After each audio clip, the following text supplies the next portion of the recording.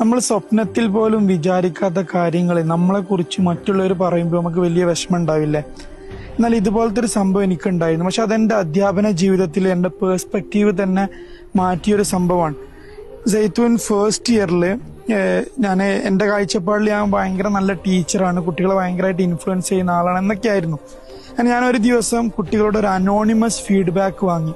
അപ്പം ആ ഫീഡ്ബാക്ക് വാങ്ങിയ സമയത്ത് ഞാൻ കരുതിയ പോലെ ആയിരുന്നില്ല ആ ഫീഡ്ബാക്ക്. അതിലൊരുപാട് കുട്ടികൾ എഴുതിയിട്ടുണ്ടായിരുന്നത് സാറിന് ഇംഗ്ലീഷ് സംസാരിക്കുന്നവരോട് ഭയങ്കരമായിട്ട് ഇഷ്ടമാണ്, അവരോടൊന്നും കൂടി പാർഷ്യാലിറ്റി ഉണ്ട് എന്നൊക്കെയായിരുന്നു.